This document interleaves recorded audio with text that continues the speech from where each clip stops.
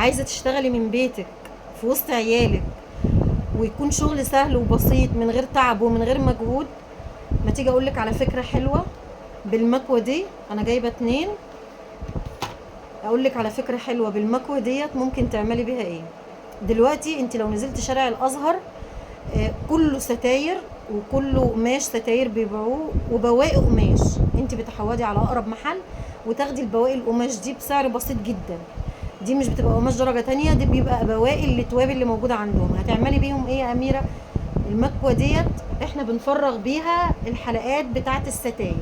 هتعملي ستاير للحوض، هتعملي للحوض بتاع المطبخ، هتعملي ستاير للشباك بتاع المطبخ، هتعملي ستاير للحمام، ستاير البلكونات، ستاير للريسبشن، للصالون، بطريقه سهله جدا جدا جدا ومبسطه. حتى لو انت مش محترفه في تعليم الستاير، ممكن تبداي بالحاجات اللي هي البسيطه. ستاير المطبخ، ستاير الحمام، ستاير الاحواض، دي ماشيه جدا جدا يا جماعه. واسعار القماش في شارع الازهر في الاماكن اللي هي القماش، بتلاقي قماش متطبق على بعضه كده قدام المحلات، دي بتبقى بواقي الاتواب. يعني ممكن تفاصلي مع الراجل وتاخدي لك 5 6 حتت. الحته بتبقى عباره عن 3 متر، 4 متر، 5 متر، متر ونص.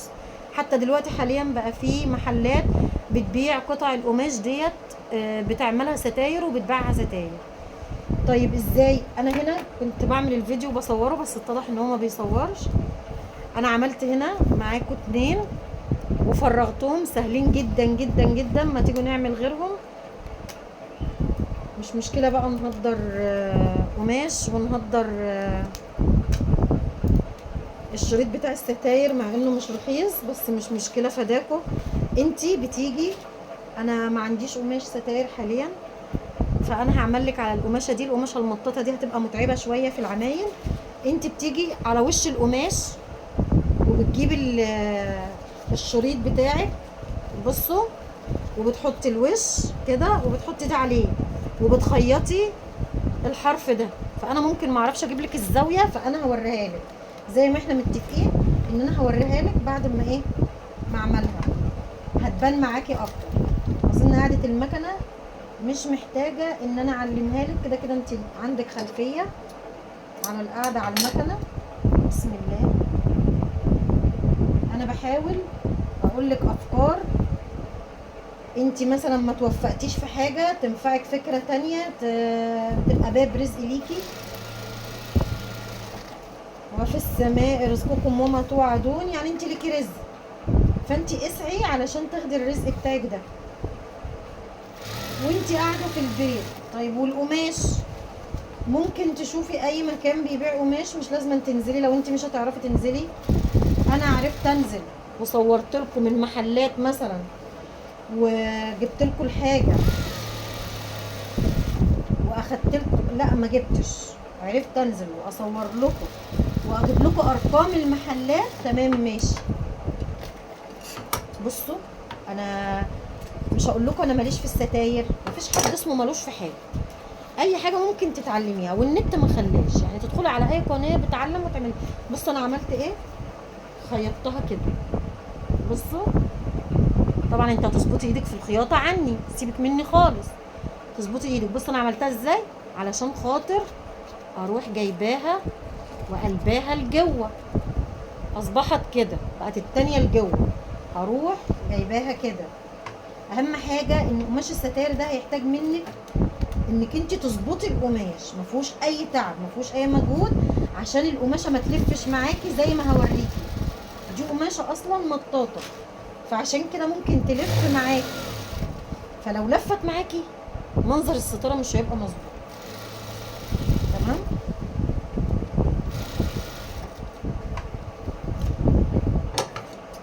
انا بحاول ان انا اوصل لك فكره وانتي تطبقي عليها، فاهماني؟ يعني انت دلوقتي هتقولي لي انت ما جبتيش الخياطه، احنا مش شايفين انت عملت ايه. انا اديتك فكره ان انا خيطتها الوش على الوش وبعد كده قلبتها وخيطتها لك، فاهماني؟ تعالي بقى كده نفرغ. بصوا، برضو التفريغ مش شغلانه، انت بتيجي على الحلقه المدوره الحته دي، تمام.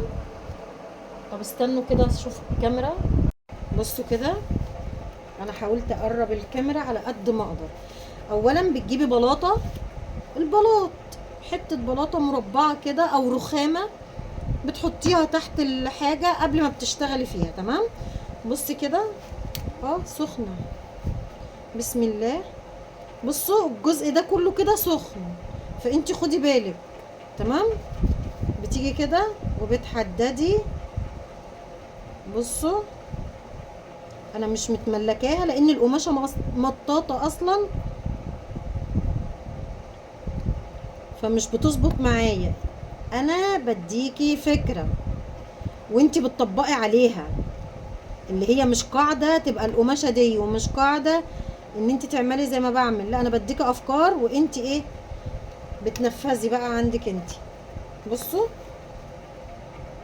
بدل ما بتمسكي مقص، ايه الغرض من المكوه ده؟ ان انتي ما بتمسكيش مقص وتقعدي تقصقصي مكان الحلقات وتضيعي اليوم معاكي. تمام. بتحطي التوكه بقى بتاعت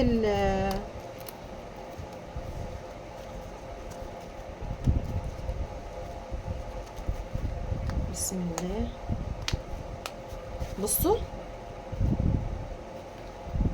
ما بتمسكيش مقص وبتقعدي تقصقصي وتضيعي اليوم معاكي. تعالوا كده نفرغ واحده كمان علشان خاطر الناس اللي هي ما بتبقاش ايه مركزه.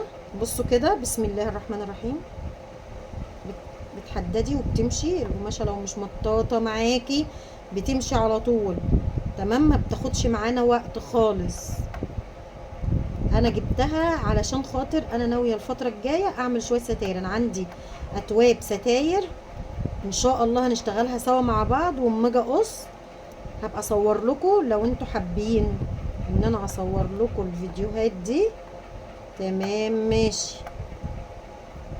بصي يا ست الكل، وانتي قاعده في بيتك في وسط عيالك، ما بتخرجيش، ما بتتعامليش مع الناس، زهقتي، بتقعدي تفرغي طاقتك، بتعملي شويه ستاير، بتلاقي واحده زي اميره عايزه شغل ستاير، بترن عليها وبتقولي لها انا ممكن اعمل لك ستاير بالحته، بتقعدي تقفليها.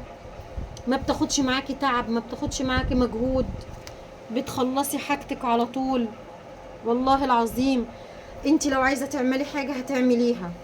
يعني بصوا دي انا شفتها كده، يعني انا كذا مره ادور على في مكوه بتتباع اصلا لتخريم الستائر، مدوره كده، بتحطيها بتطبع كده مكان الستاره. لفيت عليها في العتبه ومن التعب والنقاب والجو حر ما قدرتش اكمل، فجبت المكوه دي.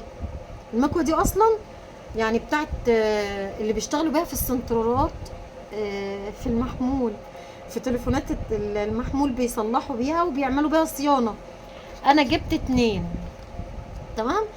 قلت علشان خاطر لو عملت كده وخليت اولادي يعملوا معايا وخليتهم يسيبوا التليفونات شويه ومش بابجي والالعاب اللي بيلعبوها وطول اليوم على التليفون، لا يساعدوني ويعملوا معايا.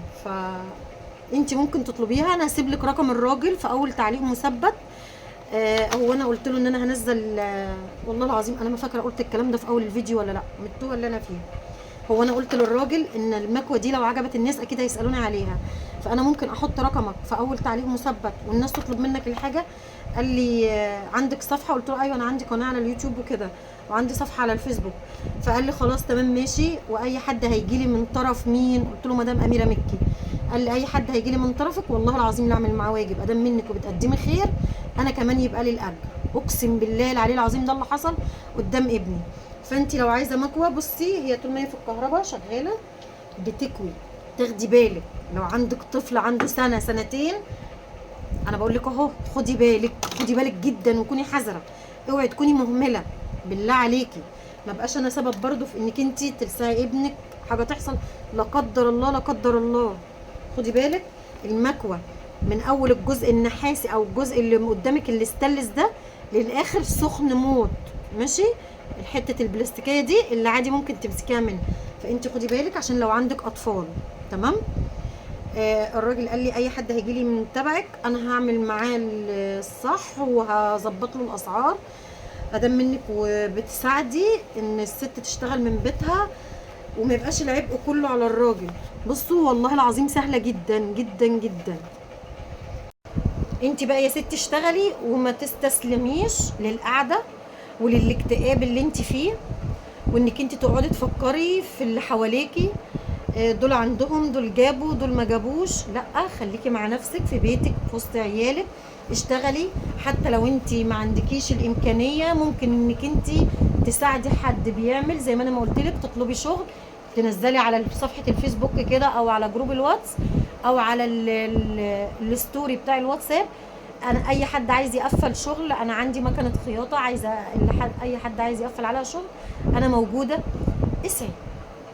هو انت محتاج منك السعي بس. اسعي، اكيد ليكي رزق، انت رزق، يعني انت ليكي رزق وانا ليا رزق.